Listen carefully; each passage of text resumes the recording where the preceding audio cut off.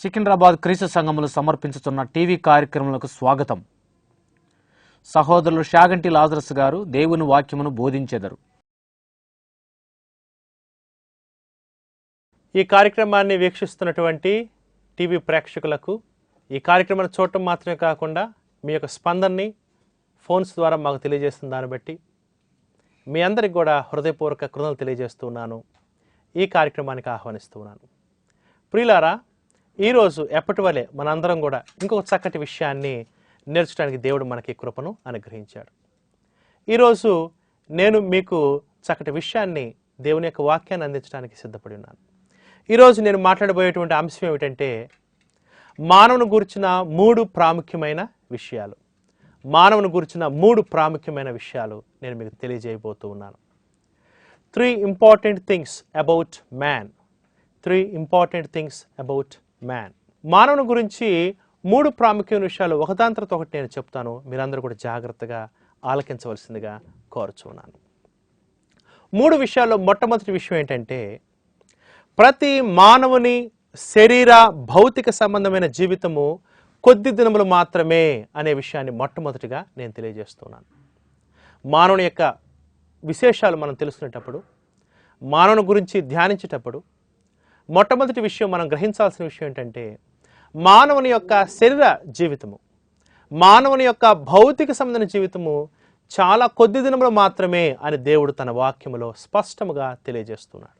మొట్టమొదటిగా అబ్రహాము మానవుని యొక్క జీవితం గురించి ఏమన్నాడో చూడండి. ఆదికాండము 18వ అధ్యాయము 27వ వచనాన్ని నేను చదువుతాను. ఆదికాండము 18వ అధ్యాయము 27వ వచనం. అందుకు అబ్రహాము, ఇదిగో ధూళియు బూడిదయునైనా నేను ప్రభుతో మాట్లాడ తెగించుచున్నాను అన్నాడు. అబ్రహాము మానవుణ్ణి దేంతో పోలుస్తూ ఉన్నాడు? ధూళియు, బూడిదే అని చెప్తున్నాడు. అంటే మానవుని యొక్క జీవితము కొద్దిపాటిదే, కొద్ది కాలమే, ధూళి లాంటివాడు, బూడిద లాంటివాడు అనే విషయాన్ని ఇక్కడ అబ్రహాము ఒప్పుకుంటూ ఉన్నాడు. ఆ తర్వాత మానవుని యొక్క కొద్దిపాటి జీవితం గురించి ఏబు గారు ఏమంటున్నారో మనం ఆయన యొక్క మాటలో చూద్దాం. ఏబు గ్రంథము 14వ అధ్యాయము మొదటి 6 వచనాలు నేను చదివి వినిపిస్తాను. ఏబు గ్రంథము 14వ అధ్యాయము మొదటి 6 వచనాలు. స్త్రీ కనిన నరుడు కొద్ది దినముల వాడై మిక్కిలి బాధనొందును, పువ్వు వికసించినట్లు వాడు పెరిగి వాడిపోవును. పువ్వుతో పోల్చాడు. పువ్వు ఎట్లయితే వికసించి వాడిపోతుందో కొద్ది కాలమే మానవుని యొక్క జీవితం అంటున్నాడు. నీడ కనబడకపోనట్లు వాడు నిలువక పారిపోవును. అట్టి వాని మీద నీవు కనుదృష్టి ఉంచి ఉన్నావు. తీర్పునందుటికై నన్ను నీ ఎదుటికి రప్పించి ఉన్నావు. పాప సహితంలో నుండి పాపరహితుడు పుట్టగలిగిన ఎంత మేలు, అలాగున ఎవడనూ పుట్టనేరడు. నరుల ఆయుష్కాలము పరిమితి కలదు, వారి నెలల సంఖ్య నీకు తెలిసే ఉన్నది. మించజాలని వయ పరిమాణము నీవు వారికి నియమించి ఉన్నావు. కూలివారి వలె తమకు నియమపడిన పనిని వారు ముగించు వరకు వారు విశ్రమ నొందినట్లు వారి వైపు చూడకయుండుము అని ఇక్కడ ఏబు గారు చక్కగా మానవుని యొక్క జీవితం కొద్దిపాటిదే అని చెప్తున్నాడు. మరి లెక్క కట్టాలనుకున్నప్పుడు మానవుని యొక్క జీవితాన్ని సంవత్సరాల్లో చెప్పొచ్చు, నెలల్లో చెప్పొచ్చు, దినాల్లో కూడా చెప్పవచ్చు అని ఇక్కడ ఏబు తెలియజేస్తూ ఉన్నాడు. ఆ తర్వాత గొప్ప భక్తుడైనటువంటి మోషే కూడా మానవుని యొక్క జీవితం కొద్ది కాలమే అనే విషయాన్ని స్పష్టంగా తెలియజేస్తున్నాడు. కీర్తన గ్రంథము 90వ కీర్తన కనుక తీసినట్లయితే అక్కడ మోషే ఈ విధంగా తెలియజేస్తున్నాడు. కీర్తనలు 90:10. మా ఆయుష్కాలము 70 సంవత్సరములు, అధిక బలమైన 8 సంవత్సరములగును. అయినను వాటి వైభవము ఆయాసమే, దుఃఖమే, అది త్వరగా గతించును, మేము ఎగిరిపోవుదము. చూసారా, మానవుని యొక్క దినాలు చాలా త్వరగా గతించిపోతాయి, మేము ఎగిరిపోతాము అని ఇక్కడ పక్షితో పోలుస్తున్నాడు. మానవుని యొక్క జీవితాన్ని కొంతకాలం నుండి ఎగిరిపోయేటువంటి పక్షితో పోలుస్తూ ఉన్నాడు. దావీదు మహారాజు మానవుని యొక్క కొద్దిపాటి జీవితం గురించి ఏమంటున్నాడో మనం నేర్చుకుందాం. మొదటి దినవృత్తాంతములు 29వ అధ్యాయము 15వ వచనం చదువుకుందాం. దావీదు మహారాజు మానవుని యొక్క కొద్దిపాటి జీవితం గురించి ఏమంటున్నాడో మనం నేర్చుకుందాం. మా పితరులందరి వలనే మేమును నీ సన్నిధిని అతిథులమును పరదేశంలో ఉన్నాము. మా భూనివాస కాలము నీడ అంత అస్థిరము, స్థిరముగా ఉన్నవాడు ఒకడును లేడు అని దావీదు మహారాజు మానవుని యొక్క కొద్దిపాటి జీవితాన్ని నీడతో పోలుస్తున్నాడు. ఉదయాన్నే నీడ ఎక్కువ కనపడుతుంది, సూర్యుడు పైకి వచ్చే కొలది నీడ తగ్గిపోతూ ఉంటుంది. అదేవిధంగా మానవుని యొక్క జీవితము కొద్దిపాటిదే అని దావీదు మహారాజు తెలియజేస్తున్నాడు. ఆ తర్వాత క్రొత్త నిబంధనలో ఉన్నటువంటి భక్తులు కూడా ఇదే విషయాన్ని మరలా తెలియజేస్తున్నారు. చూడండి, అపోస్తులైన పేతురు ఏమని చెప్తున్నాడు మానవుని యొక్క జీవితం గురించి మనం చూద్దాం. పేతురు రాసిన మొదటి పత్రిక 1వ అధ్యాయము 24వ వచనంలో పేతురు మానవుని యొక్క జీవితాన్ని ఎలా పోలుస్తున్నాడో చూడండి.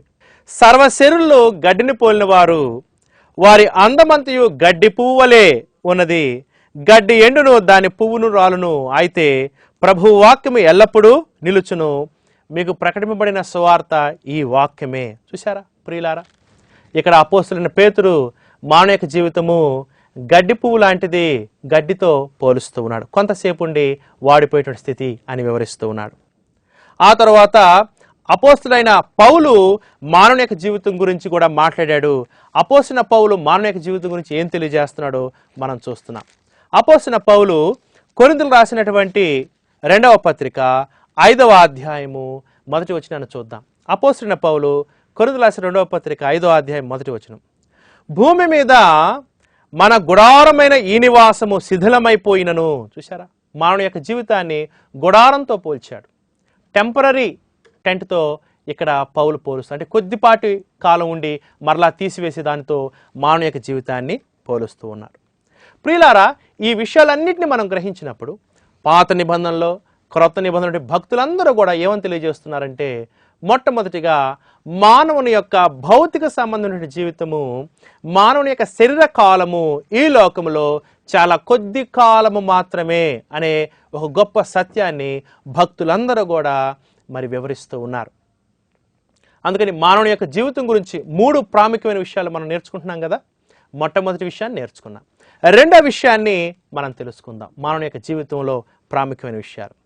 రెండో విషయం ఏంటంటే, మానవుని యొక్క భౌతిక సంబంధమైన జీవితం కొద్ది కాలమే కానీ మానవుని యొక్క ఆత్మ శాశ్వత కాలం ఉంటుంది అనే విషయాన్ని దేవుడు తెలియజేస్తూ ఉన్నాడు. శరీరం క్షీణించిపోతుంది, క్షయమైపోతుంది, మర్త్యమైపోతుంది, కానీ మానవుని యొక్క ఆత్మ, అంతరంగ పురుషుడు శాశ్వత కాలము జీవిస్తాడు అనేటువంటి గొప్ప సత్యాన్ని దేవుడు తన వాక్యంలో మన కోసం పొందుపరిచి తెలియజేస్తూ ఉన్నాడు. ఆదికాండం 1వ అధ్యాయము 26-27 వచనాలను చూసినట్లయితే దేవుడు మానవులను నిర్మించినప్పుడు ఏమని చెప్తున్నాడో చూడండి. దేవుడు మన స్వరూపమందు మన పోలిక చొప్పున నొల్లను చేయుదము, వారు సముద్ర చేపలను, ఆకాశ పక్షులను, పశువులను, సమస్త భూమిని, భూమి మీద ప్రాకు ప్రతి జంతువును ఎలుదురుగాకని పలికెను. దేవుడు తన స్వరూపమందు నరుని సృజించెను, దేవుని స్వరూపమందు వారిని సృజించెను, స్త్రీని గాను పురుషుని గాను వారిని సృజించెను. దేవుడు మానవులను సృజించేటప్పుడు తన పోలికలో, తన స్వరూపములో దేవుడు సృజించాడు. దేవుడు ఏ విధంగా అయితే ఆత్మస్వరూపై ఉన్నాడో యోహాను సువార్త 4వ అధ్యాయం 24వ వచనం ప్రకారము, అదే విధంగా మనల్ని కూడా ఆత్మలుగా దేవుడు సృజించాడు. అదే దేవుని యొక్క పోలిక, దేవుని యొక్క స్వరూపము అని మనం చూస్తున్నాం. అందుకని మన యొక్క ఆత్మలు కూడా శాశ్వతం ఉంటాయి అనేటువంటి విషయాన్ని ఈ యొక్క వచనాలను బట్టి మనకి అర్థమవుతున్నది. ఆ తర్వాత ప్రసంగి గ్రంథము 12వ అధ్యాయం 7వ వచనంలో జ్ఞాని సొలొమోను మానవుని యొక్క దేహము క్షీణించిపోయినప్పటికీ మరి మానవుని యొక్క ఆత్మ శాశ్వత కాలం ఉంటుంది అనేటువంటి ఒక చక్కటి విషయాన్ని అక్కడ జ్ఞాని సొలొమోను తెలియజేస్తున్నాడు. చూడండి, ప్రసంగి గ్రంథము 12వ అధ్యాయము 7వ వచనం. మన్నైనది వెనుకటి వలనే మరలా భూమికి చేరును, ఆత్మ దాన్ని దయచేసిన దేవుని యొద్దకు మరలా పోవును. చూసారా, మన్ను దేహం అయితే భూమిలో కలిసిపోతుంది, కానీ ఆత్మ తిరిగి దేవుని దగ్గరికి వెళుతూ ఉన్నది అని మనం ఇక్కడ చూస్తున్నాం. అంటే ఆత్మ మానవుడు చనిపోయిన తర్వాత కూడా శాశ్వతం ఉంటుంది అనేటువంటి భావం ఇక్కడ మనకు కనపడుతుంది.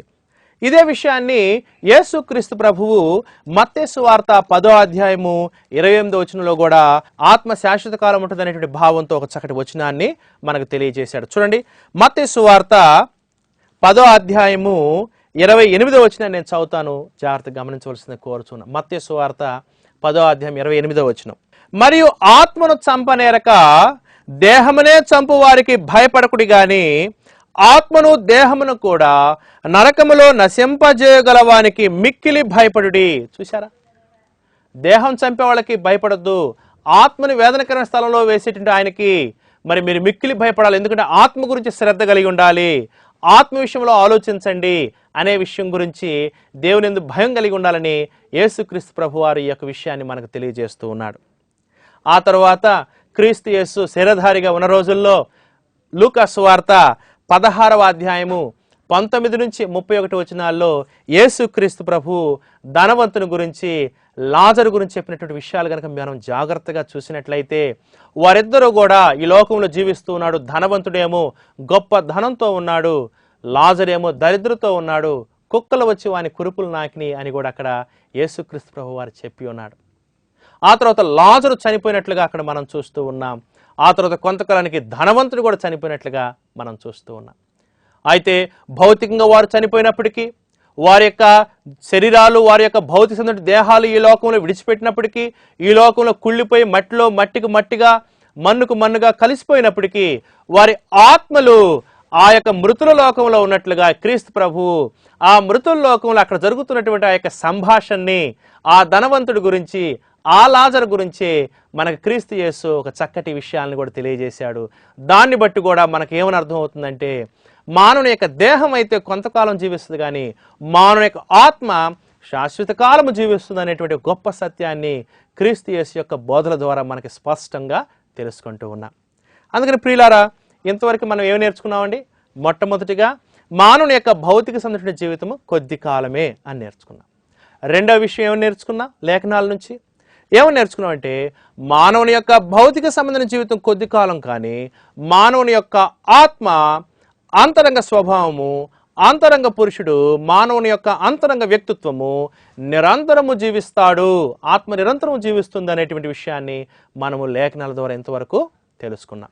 ఆ తర్వాత మూడో విషయం, మానవుని యొక్క జీవిత విశేషాలు, మానవుని యొక్క జీవితం గురించి చదువుతున్నటువంటి ఈ యొక్క భాగంలో మూడవ చివరి విషయాన్ని మనము నేర్చుకుంటూ ఉన్నాం. మూడో విషయం ఏంటంటే, మానవుడు చాలా విలువైన వాడు అనే విషయాన్ని మనందరం తెలుసుకోవాలండి. మానవుడు చాలా విలువైన వాడు అనే విషయాన్ని మనందరం తెలుసుకోవాలి. ఎందుకు మానవుడు చాలా విలువైన వాడు అని కనుక అన్నట్లయితే, మొట్టమొదటిగా మానవుడు దేవుని పోలిక, దేవుని స్వరూపంలో నిర్మించబడి ఉన్నాడు కాబట్టి మానవుడు చాలా విలువైన వాడు అనే విషయాన్ని మనం ఎప్పుడు మర్చిపోకూడదు. ఆదికాండము 1వ అధ్యాయము 26, 27 వచనాల్లో మనం చూసాం కదా, దేవుడు తన పోలికలో తన స్వరూపంలో నరులను చేశాడు, ఆయన సంతానంగా చేశాడు. మనం మరి దేవుని పిల్లలము, మరి దేవుని యొక్క రూపములో, దేవుని యొక్క స్వరూపంలో మనం చేయబడ్డాం కాబట్టి మనం చాలా విలువైన వాళ్ళము అనే విషయాన్ని మనం గ్రహించాలి. అంతేకాదు, యేసుక్రీస్తు ప్రభు ఆయన లోకంలో ఉన్నప్పుడు బోధించినప్పుడు మానవుడు చాలా విలువైన వాడు అనే విషయాన్ని చాలా చోట్ల చెప్పాడు. చూడండి, కొన్ని వచనాలు నేను మీకు చూపిస్తాను. మత్తయి సువార్త 6వ అధ్యాయము 26వ వచనం చూడండి. మత్తయి సువార్త 6:26, ఆకాశ పక్షులను చూడుడి, అవి విత్తవు, కోయవు, కొట్లలో కూర్చుకొనవు, ఆయనను మీ పరలోకపు తండ్రి వాటిని పోషించున్నాడు, మీరు వాటికంటే బహుశ్రేష్ఠులు కారా అని చెప్తున్నాడు. చూసారా క్రీస్తు యేసు ఎలా చెప్తున్నాడు? మనము పక్షుల కంటే చాలా శ్రేష్ఠులము అని చెప్తున్నాడు. ఇదే మత్తయి సువార్తలో యేసుక్రీస్తు ప్రభు మరలా చెప్తూ ఉన్నాడు. మత్తయి సువార్త 12వ అధ్యాయము 12వ వచనంలో క్రీస్తు యేసు ఏమంటున్నాడో చూడండి. మత్తయి సువార్త 12వ అధ్యాయం 12వ వచనం, గొర్రెల కంటే మనుషుడు ఎంతో శ్రేష్ఠుడు అని కూడా క్రీస్తు యేసు తెలియజేస్తున్నాడు. ప్రియులారా, క్రీస్తు యేసు యొక్క మాటలను బట్టి మానవుడు ఎంతో శ్రేష్ఠుడు, విలువైన వాడు, గొప్పవాడు. ఈ లోకంలో భౌతిక సంబంధించిన సృష్టి అన్నిటికంటే కూడా మానవుడు చాలా గొప్పవాడు అనేటువంటి భావం బైబిల్ నుంచి మనం నేర్చుకుంటూ ఉన్నాం. ఎందుకంటే మానవుడు దేవుని పోలికలో, దేవుని స్వరూపంలో చేయబడ్డాడు, మానవుడు ఆత్మ కలిగి ఉన్నాడు అనే విషయాన్ని మనం ఇక్కడ చూస్తూ ఉన్నాం. అంతేకాదు, మరి మానవుడు విలువైన వాడనే విషయం మనకి ఇంకా ఎట్లా అర్థమవుతుందంటే, మానవుడు దేవుని ఆజ్ఞలు అతిక్రమించినప్పుడు, పాపం చేసినప్పుడు, పాపం ద్వారా వచ్చిన మరణాన్ని మానవుడు పొందుతున్నప్పుడు, ఆ యొక్క మానవుని రక్షించటానికి, ఆ యొక్క మానవుణ్ణి పవిత్రపరచడానికి, ఆ యొక్క మానవుణ్ణి తిరిగి పరిశుద్ధుడైనటువంటి స్థితిలోనికి తీసుకురావటానికి సాక్షాత్తు పరలోకములో దేవుని హోదా ఉన్నటువంటి యేసుక్రీస్తే శరీరధారిగా ఈ లోకానికి వస్తూ ఉన్నాడు. తండ్రి దేవుడు ఆయన కుమారుని యేసుక్రీస్తుని ఈ లోకానికి శరీరధారిగా పంపించడం ద్వారా కూడా మానవుడు చాలా విలువైన వాడని మనకు అర్థమవుతుంది. సాక్షాత్తు క్రీస్తు శరీరధారిగా వచ్చి ఆయన రక్తాన్ని శిలువ మీద చిందించడం ద్వారా, ఆయన దేహాన్ని మన కొరకు బలిగా అర్పించడం ద్వారా మానవుడు తిరిగి పరిశుద్ధపరచబడుతున్నాడు. మానవుని యొక్క పాపాల క్షమాపణ కలుగుతుంది. మానవుడు రక్షించబడుతున్నట్లుగా మనం చూస్తూ ఉన్నాం. ఇటువంటి గొప్ప దేవుని సంకల్పం ఉన్నది కాబట్టి, రక్షణ సంకల్పము, వీటిని మనం తెలుసుకున్నప్పుడు మానవుడు చాలా విలువైన వాడు అనే విషయాన్ని మనం గ్రహిస్తూ ఉన్నాం. చూడండి, దీనికి గాను కొన్ని వచనాలు నేను చదివి వినిపిస్తాను. మనందరికి తెలిసినటువంటి వచనము యోహాను సువార్త 3వ అధ్యాయము 16వ వచనం చూడండి. యోహాను సువార్త 3వ అధ్యాయం 16వ వచనం. దేవుడు లోకమును ఎంతో ప్రేమించెను, కాగా ఆయన తన అద్వితీయ కుమారునిగా పుట్టిన వాని యందు విశ్వాసముంచు ప్రతివాడును నశింపక నిత్యజీవం పొందినట్లు ఆయనను అనుగ్రహించెను. దేవుడు తన ఏకైక కుమారుడిని క్రీస్తు యేసుని ఈ లోకానికి పంపించడం ద్వారా మానవుడు చాలా విలువైన వాడు అని మనకు అర్థమవుతుంది. ఆ తరువాత అపోస్తలుడైన పౌలు హెబ్రీయులకు రాసిన పత్రిక 2వ అధ్యాయము 14వ వచనం కనుక చూసినట్లయితే, కాబట్టి ఆ పిల్లలు రక్తమాంసములు గలవారైందున ఆ ప్రకారమే మరణము యొక్క బలము గలవారిని, అనగా అపవాదిని మరణము ద్వారా నశింపచేయుటకు, జీవితకాలమంతయు మరణ భయము చేత దాస్యమునకు లోబడిన వారిని విడిపించుటకు ఆయన కూడా రక్తమాంసములో పాలివాడాయను. చూసారా, క్రీస్తు యేసు దేవుడుగా ఉంటూ పరలోకములో మన కొరకు శరీరధారిగా ఈ లోకములోనికి వచ్చినట్లుగా మనం చూస్తూ ఉన్నాం. రక్త మాంసములు ధరించుకుని ఉన్నాడు. ఆయన చిందించిన రక్తము ద్వారా, ఆయన యొక్క బలియాగము ద్వారా మనకు క్షమాపణ, రక్షణ కలుగుతుందని మనం లేఖనాల ద్వారా తెలుసుకుంటూ ఉన్నాం. దీన్ని బట్టి మానవుడు ఎంత విలువైన వాడో, ఎంత గొప్పవాడో మనకు అర్థమవుతుంది. ఆ తర్వాత మరి ఇంకొక వచనాన్ని కూడా నేను మీకు తెలియజేస్తూ ఉన్నాను. పేతురు రాసిన మొదటి పత్రిక 1వ అధ్యాయము 18-19 వచనాలు కనుక చూసినట్లయితే, యేసుక్రీస్తు యొక్క గొప్ప బలిని మనం అక్కడ చూస్తున్నాం. ఆ మాటలు జాగ్రత్తగా చదివినట్లయితే మానవుడు విమోచించడానికి ఎంత అమూల్యమైన రక్తం కావాల్సి వచ్చిందో, ఎంత అమూల్యమైన జీవితాన్ని అర్పించాల్సి వచ్చిందో మనం చూస్తూ ఉన్నాం. పితృపారంపర్యమైన మీ వ్యర్థ ప్రవర్తనను విడిచిపెట్టినట్లుగా వెండి బంగారముల వంటి క్షయవస్తువుల చేత మీరు విమోచింపబడలేదు గాని అమూల్యమైన రక్తము చేత, అనగా నిర్దోషమును నిష్కలంకమునగు గొర్రెపిల్ల వంటి క్రీస్తు రక్తము చేత విమోచించబడితిరని మీరు ఎరుగుదురు కదా అని చెప్తున్నాడు. చూసారా ప్రియులారా, మరి యేసుక్రీస్తు శరీరధారిగా వచ్చి అమూల్యమైన రక్తాన్ని నిర్దోషంగా జీవించి, నిష్కలంకంగా జీవించి, ఆయన అమూల్యమైన రక్తాన్ని మన కొరకు ధారపోసాడు. తద్వారా మానవులకి విమోచన కలుగుతుంది. మానవులకు రక్షణ కలగాలంటే సాక్షాత్తు దేవత్వం కలిగినటువంటి క్రీస్తు యేసు ఈ లోకానికి శరీరధారిగా రావాల్సి వచ్చింది. తద్వారా మానవునికి రక్షణ కలుగుతున్నది. ఈ విధంగా మానవుడు ఎంత విలువైన వాడో మనం ఈ యొక్క వచనాల నుంచి నేర్చుకుంటూ ఉన్నాం. ఆ తరువాత మరి మానవుడు విలువైన వాడు ఎందుకంటే మహోన్నతుడైన దేవుడు, ఆకాశ మహాకాశములు పట్టదాలన్నటువంటి గొప్ప దేవుడు కోరుకున్నటువంటి ఆలయం ఎవరో కాదు, మానవుని యొక్క దేహమే దేవుని యొక్క ఆలయమైనది అనేటువంటి గొప్ప విషయాన్ని మనం చూస్తున్నాం. అందుకని దేవుడు కోరుకున్న ఆలయము మానవుని యొక్క దేహం కాబట్టి మానవుడు చాలా విలువైన వాడు. ఎందుకంటే మానవుని యొక్క దేహమే దేవునికి ఆలయమైనది అనే గొప్ప వాస్తవాన్ని మనం చూస్తున్నాం. చూడండి, అపోస్తలుడైన పౌలు కొరింథీయులకు రాసిన మొదటి పత్రిక 6వ అధ్యాయము 19-20 వచనాలు. 1 కొరింథీ 6వ అధ్యాయము 19-20 వచనాలు. మీ దేహము దేవుని వలన మీకు అనుగ్రహింపబడి మీలోనున్న పరిశుద్ధాత్మకు ఆలయమైనదని మీరు ఎరుగరా? మీరు మీ సొత్తు కారు, విలువ పెట్టి కొనబడిన వారు గనక మీ దేహముతో దేవుని మహిమపరచుడి. చూసారా, పరిశుద్ధాత్ముడు నివాసం ఉండేటువంటిది మన యొక్క దేహమే అనే విషయాన్ని మనం చూస్తున్నాం. అందుకని మరి యొక్క దేహము దేవునికి ఆలయమైనది కాబట్టి మానవుడు చాలా విలువైన వాడు అనే విషయాన్ని మనం చూస్తూ ఉన్నాం. మానవుడు చాలా విలువైన వాడు ఎందుకంటే నేడు క్రీస్తు యేసు పరలోకములో తండ్రి యొక్క కుడి పార్శ్వమున కూర్చొని విజ్ఞాపన చేస్తున్నాడు. అంతేకాదు, ఈ రక్షించబడినటువంటి మానవుల కొరకే క్రీస్తు యేసు మరలా రాబోతూ ఉన్నాడు అనే విషయాన్ని నేను మీకు తెలియజేస్తున్నాను. చూసారా, మానవులు ఎంత విలువైన వారు. ఎందుకంటే రక్షించబడినటువంటి మానవుల కొరకు క్రీస్తు యేసు తిరిగి రాబోతూ ఉన్నాడు. తన ఇంటికి తన తండ్రి ఇంటికి మనల్ని తీసుకువెళుతూ ఉన్నాడు. దీన్ని బట్టి కూడా మానవుడు ఎంతో విలువైన వాడని మనకు అర్థమవుతుంది. చూడండి, యోహాను సువార్త 14వ అధ్యాయము మొదటి 3 వచనాలు చదివి వినిపిస్తాను. యోహాను సువార్త 14వ అధ్యాయం మొదటి 3 వచనాలు. మీ హృదయమును కలవరపడనీయుకుడి, దేవుని యందు విశ్వాసముంచున్నారు, నా యందును విశ్వాసముంచుడి. నా తండ్రి ఇంట అనేక నివాసములు కలవు, లేనిట్ల మీతో చెప్పుదును. మీకు స్థలము సిద్ధపరచ వెలుచున్నాను. నేను వెళ్ళి మీకు స్థలము సిద్ధపరిచినలా నేనుండు స్థలములో మీరును ఉండులాగున మరలా వచ్చి నా యొద్ద ఉండుటకు మిమ్మును తీసుకొని పోదును అని క్రీస్తు యేసు తన శిష్యులకు చెప్తున్నాడు.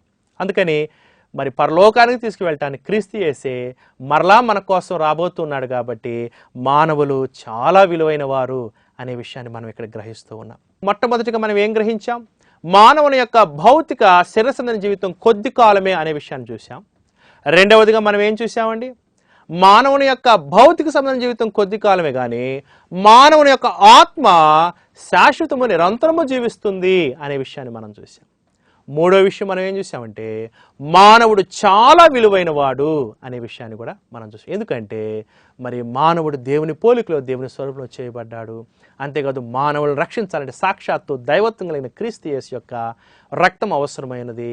అంతేకాదు దేవుడు కోరుకున్న దేహము మానవుని యొక్క దేహమే అనే దాన్ని బట్టి కూడా మానవుడు విలువైన వాడిని చూస్తున్నాం. అంతేకాదు రక్షించబడిన మానవుల కొరకు క్రీస్తు యేసు తిరిగి రాబోతున్న దాన్ని బట్టి కూడా మానవుడు చాలా విలువైన వాడు, గౌరవం కలిగిన వాడు అని కూడా మనం గ్రహిస్తూ ఉన్నాము.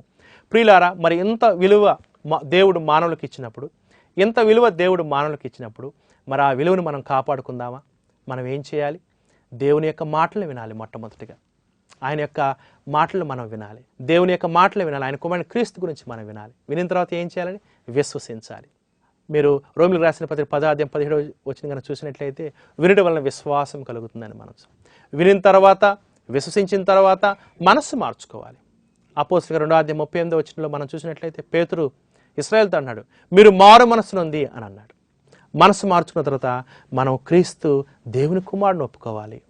ఎందుకంటే అపోస్తలుల కార్యం 8వ అధ్యాయంలో నపుంసకుడు ఫిలిప్పు సువార్త చెప్పిన తర్వాత ఈ విషయాన్ని ఒప్పుకున్నాడు. మరి ఒప్పుకోవటం కాదు, మనము పాప క్షమాపణ బాప్తిసం తీసుకోవాలి. ఎందుకంటే మార్కు సువార్త 16వ అధ్యాయం 16వ వచనం నమ్మి బాప్తిసం పొందిన రక్షించబడని క్రీస్తు యేసు చెప్తున్నాడు. అంతేకాదు మరి బాప్తిసం తీసుకున్న తర్వాత ప్రభు యొక్క సంఘంలో, దేవుని యొక్క మందిరంలో, ఆయన యొక్క సంఘంలో ఉంటూ మరణం వరకు నమ్మకంగా ఉండాలని కూడా దేవుడు చెప్తున్నాడు. ప్రకటన గ్రంథం 2వ అధ్యాయం 10వ వచనంలో మరణం వరకు నమ్మకంగా ఉండము, నేను నీకు జీవకిరీటం ఇచ్చిందని క్రీస్తు యేసు చెప్తున్నాడు. అందుకని ప్రియులారా, మరణం వరకు ప్రభు యొక్క సంఘంలో మనం ఉండి మరి ఆత్మతో సత్యముతో దేవుని ఆరాధిస్తూ మరణం వరకు కనుక నమ్మకం ఉన్నట్లయితే దేవుడు మనకు నిత్య జీవాన్ని పరలోకాన్ని ఇవ్వడానికి ఇష్టపడుతూ ఉన్నాడు. మానవుని గురించి 3 ప్రాముఖ్యమైన విషయాలు ఇవన్నీ కూడా మనం విన్నప్పుడు మానవుని యొక్క స్థితి ఏమిటో మనకు అర్థమవుతుంది. మానవుడు ఏం చేయాలో, దేవుని ఎలా మహింపరచాలో అర్థమవుతుంది. ఈ విషయాలు మన యొక్క ఆత్మీయ జీవితాలకు, మన యొక్క విశ్వాస జీవితానికి మేలుకరంగా దేవునికరంగా ఉండనుగాక. ప్రార్థన చేసుకుందామండి. పరలోకమందున్నటువంటి మా తండ్రి, ఎంతవరకు మేము నీ యొక్క గ్రంథము నుంచి మానవుని గురించి 3 ప్రాముఖ్యమైన విషయాలు మేము నేర్చుకుని ఉన్నాం. మా పరలోకపు తండ్రి, మేము ఎటువంటి స్థితి కలిగి ఉన్నామో ఈ విషయాల ద్వారా అర్థం చేసుకుంటూ ఉన్నాం. ఈ విషయాలను అర్థం చేసుకున్న మేము రాబోయేటువంటి రోజుల్లో మరి ఎక్కువగా నీ కొరకు, నీ కుమారుని క్రీస్తుకి లోబడి జీవించే బిడ్డలుగా మమ్మల్ని ఉంచమని కోరుతూ ఉన్నాం. పరిశుద్ధాత్మని ద్వారా తెలియజేసిన విషయాలు మాకెంతో జ్ఞానాన్ని, బుద్ధిని, వివేకాన్ని అనుగ్రహిస్తున్నాయి తండ్రి. రాబోయే రోజుల్లో మేము నీ కుమారుని యొక్క పోలికలోను, స్వరూపులోనికి ఎదిగి మంచి క్రైస్తవులుగా జీవించడానికి సహాయపడమని కోరుతూ ఉన్నాం. ఈ కార్యక్రమం వీక్షిస్తున్నటువంటి వారు ఎవరైతే మరి నీ యొక్క రక్షణ పొందలేదు, వారు రక్షణ పొందే భాగ్యం అనుగ్రహించువా తండ్రి. ఎవరైతే రక్షణ పొంది క్రైస్తవులకు కొనసాగుతున్నారో వారు మరణం వరకు నమ్మకముగా ఉండి, క్రీస్తు ప్రభు ఆగమనం వరకు నమ్మకముగా ఉండి నిత్య జీవాన్ని, పరలోకాన్ని పొందే కృపను అనుగ్రహించమని కోరుతూ ఉన్నాం. ఈ యొక్క కార్యక్రమాన్ని వీక్షిస్తున్నటువంటి వారందరికీ ఈ విషయాలు దీవెనకరంగా ఉంచమని కోరుతూ ఉన్నాం. ఈ యొక్క ప్రార్థనలు యేసు క్రీస్తు యొక్క నామములో అడిగి వేడుకొంచున్నాము తండ్రి, ఆమేన్. ప్రియులారా, ఇంతవరకు ఈ యొక్క మరి ప్రసంగాన్ని, ఈ ప్రార్థనలో పాల్గొన్న దాన్ని బట్టి మీ అందరి కృతజ్ఞతలు తెలియజేస్తూ ఉన్నాను. మరి యొక్క కార్యక్రమం మీద మీ అభిప్రాయాల్ని, మీ యొక్క స్పందనని మాకు తెలియజేస్తూనండి. అవి మాకు ప్రోత్సాహాన్ని కలుగజేస్తాయి. అదేవిధంగా మేమందరము కూడా మరి ఎల్లప్పుడూ మా ప్రార్థనలో అందరినీ కూడా జ్ఞాపకం ఉంచుకుంటాము. ఇంతవరకు కూడా ఈ యొక్క కార్యక్రమంలో పాల్గొన్నందుకు మీ అందరికీ కృతజ్ఞతలు తెలియజేస్తూ మీ అందరికీ మరొకసారి హృదయపూర్వక వందనాలు తెలియజేస్తూ ఈ యొక్క ప్రసంగాన్ని, ఈ యొక్క కార్యక్రమాన్ని ముగిస్తూ ఉన్నాను. ఈ టీవీ కార్యక్రమంపై మీ అభిప్రాయములను మాకు తెలియజేయగలరు. ప్రసంగాలు, పాటల సీడీల కొరకు మమ్మల్ని సంప్రదించండి. ప్రభు సంఘ పరిచర్యలో మాతో కలిసి పాల్గొనండి. మా చిరునామా క్రీస్తు సంఘము, సూర్యనగర్, ఓల్డ్ అల్వాల్, సికింద్రాబాద్ 10. మా సెల్ నెంబర్స్ 8374709210 మరియు 9704607329. మా ఈమెయిల్ అడ్రస్ sikindrabadchurch@yahoo.com. మా వెబ్సైట్ www.sikindrabadchurchesofchrist.org. క్రీస్తు సంఘములన్నీ మీకు వందనములు చెప్పుచున్నవి.